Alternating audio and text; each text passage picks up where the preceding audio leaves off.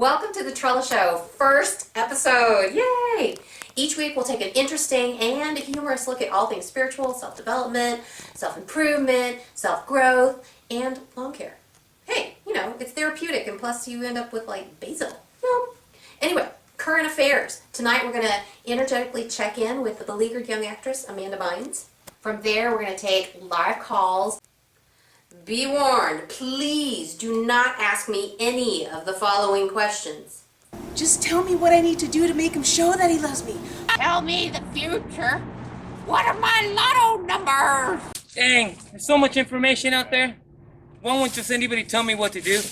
The psychic hotline may be happily obliging to those kinds of questions, but not me. So don't ask! Finally, we're going to have a very fun, active mind meditation. Ding! And learn some cool, intuitive tools. Don't worry, it's going to be a quickie, and this is my original meditation style completely designed for the video game mind. But before we get started and all the cool fun things we're going to do, I just want to say hello to the newest hashtag phenomenon, besides, hashtag Trella Show. So this new phenomenon, which I guess I started last week, is hashtag authority faking. Are you part of the intellectual, financial, political, social, cultural, blah, blah, blah, blah, blah, blah, elite? No? Well, no matter. Fake it till you make it, baby. Ha ha. I have come to the conclusion that I have to give myself permission to own my personal authority, and so be my own authority, which means I gotta start acting like it, even playfully.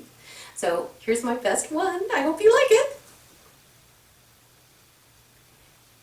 Nessa Ames, you rock. Now for Amanda Bynes. Moving on to top social pop topic this week, actress Amanda Bynes.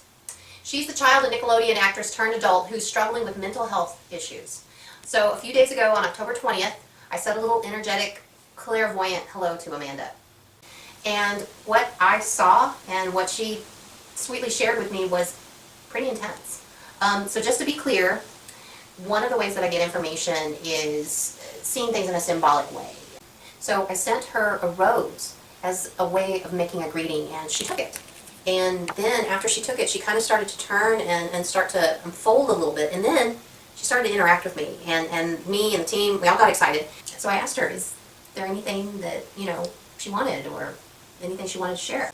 She showed me this belief that it's really not just in her head. It was actually, this belief was literally ingrained into her body. And the belief was that she's this little girl who's very lonely, whom no one wants to play with. And therefore, she must not be likable.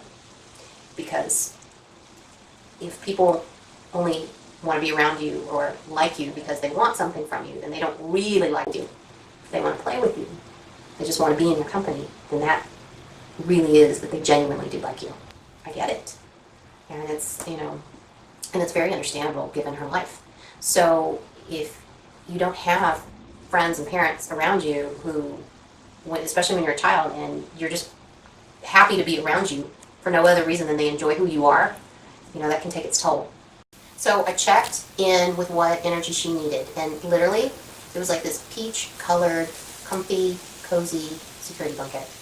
The feeling of being comforted gently by something that just demands nothing, and its sole purpose is to create feelings of ease and alleviation of stress and just a feeling of personal security. She has very sweet, very curious, kind of happy to be playful. I think she just wants to be liked. Like genuine. Not have to do all this stuff to be able to be seen. So that's the kind of soul that I got the impression of her. There's a point where you have to provide more on comfort and security. And that's what seems to me was her truth and what she wanted and what she asked for. And I was happy to facilitate a little bit of that. So thank you so much, Amanda. We really appreciate it, and we were all kind of excited to get a chance to say hello to you. I think Ms. Bynes has a lot to teach us from this. Do you have the natural right to be likable? And likable, in a healthy way. We all know we should love your neighbor as you love yourself. But what about like? We're talking about something else here. I am talking about discernment. I'm talking about free will. I'm talking about choice. And it's what do you like, chocolate or vanilla? Who or what do you like? And are you inherently likable? Do you genuinely like your authentic self? honestly, sometimes I think that's harder to learn, to like yourself, than say learning to love yourself. How about we get cracking at liking ourselves in a healthy way? So let's take time to take a couple of guest calls. Now we're going to go into taking live calls. Okay, hi caller, how are you doing? Good, how are you? Awesome. Okay, who am I talking with? Hi, my name is Kathy. Hi Kathy, where are you calling from? I'm calling from Mountain View, California. Mountain View, around the corner. Woohoo! So what would you like to ask? Today I wanted to kind of talk about like some women's issues about getting older. So Getting older, okay. recently, I have been feeling my body just kind of give out on me, and I'm having a hard time adjusting to the limitations. Okay. The Well, body that's just getting older. yeah, okay, I hear you. Getting adjusted to a body that is getting older and the limitations that come with it. Well, I hear you, sister. Sometimes I like to say it takes a mature body to stand up to an immature choice or an immature mind. So let's see what's going on there for you and what can help you. So first off, I want to validate how you kind of feel like you're a peg leg. A little bit. Does that make sense? Or you're feeling like you're just dragging around a wooden leg or something?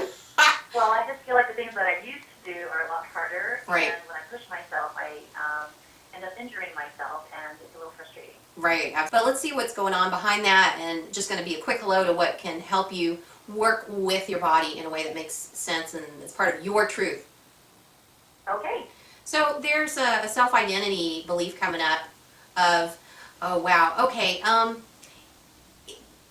know, most women have seen the Snow White movie from Disney, right? Yep.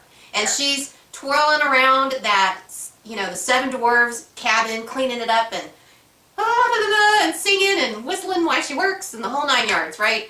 So there's this belief that's been kind of wrapped up with part of your identity, and I'm not saying that that's all of your identity, it's just an aspect, and it's coming up now for a reason, that, you know how in the movie, I mean, she's got some serious problems. The leader of the land has a death wish on her. She was effectively homeless. And, Right. I mean, some serious problems, right? And she's like, okay, I'll just have fun making everything beautiful and it's all great as long as it looks good. It's not really working for you, at least with regard to your body. It may all look great, but, just kind of going and I'll just keep going and whistling and it'll all be fine is not where it's going to help you anymore. Let me see what is your truth, what is going to help you take a next step. Oh, okay. You know what? I think this is going to also may spill over into some other areas, but I am seeing a determination. I'm also seeing I'm seeing somebody who's willing to draw the line and willing to say, this don't fly. And it's not just about, oh, am I going to, take on a triathlon or not? Oh, I need to say no to that because that's not going to fly. It's kind of like maybe even other things in your life. You look at Snow White, she had all these bad things and she didn't tell no to anybody. You know what I mean? She's just like, okay, I'll just try and be happy anyway. I just see this determination coming in, but it's a deeper level. It's, about you working better with your body, protecting your body, but I also see it literally as a way that could be something you can tap into for all of you in your life regardless. And you can play with that. Okay. Yeah, and let's see here, just to make it easy to have a reminder of that energy that I see you're wanting to kind of tap into more to help yourself with your body and otherwise. I'm seeing it a really like earthy, chocolatey brown. So, anytime you, have a piece of chocolate and you're like, you know what? But remind yourself, it's like saying where your limit is or saying when something doesn't work for you and that you don't need to just be pleasant about a situation or like, oh, I'll just kind of whistle through it and it'll be okay. Does that make sense? Yeah. Okay, awesome. Really appreciate you calling in. Okay, thanks so much. Yeah, you're welcome. Let's do some active mind meditation. Let's play with saying a helpful hello to our own right to be likable in a healthy way. Close your eyes and be like, relax and imagine that there's this root stemming from the base of your spine all the way to the core of the earth. This is your grounding cord. And it symbolizes your right to belong, to be connected, to participate with and be supported by the physical world. Now let your grounding cord be as wide as your hips, so it's fully supporting you. Next, imagine a gauge, much like the speedometer in your car. Now this gauge goes from 0 to 100. It's a tool. It's a tool for self-feedback and discernment. It supports you getting information about yourself in real time, so that way you can validate you making choices in your own authority. Now imagine you can see this gauge and then ask yourself, how much do you like your own authentic self? Get a percentage on your gauge. What number do you get? Remember that this gauge, the number that you're getting, is just a current snapshot for gaining information. And gaining information means also gaining choice.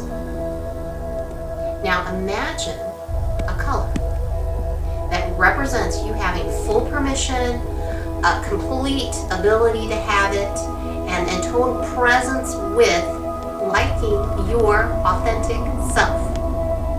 There's a color that represents that just for you. What color is it?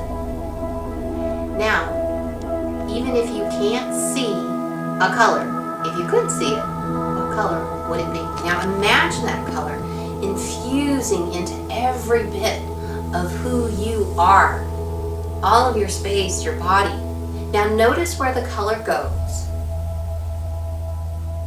And then notice where that color isn't yet. Direct that color to fill in everywhere.